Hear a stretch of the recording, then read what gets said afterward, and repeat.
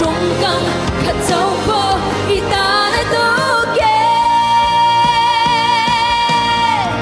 gian khóa trong trái ý gian lỡ mong ra vì niềm rung ý áo thơm cho nên là bà cái thơm nghĩ đôi Asia lo mà vẫn phải tu đi li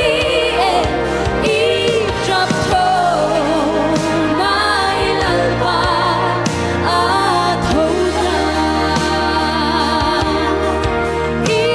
chấp thơm mai Lalpa thâu ra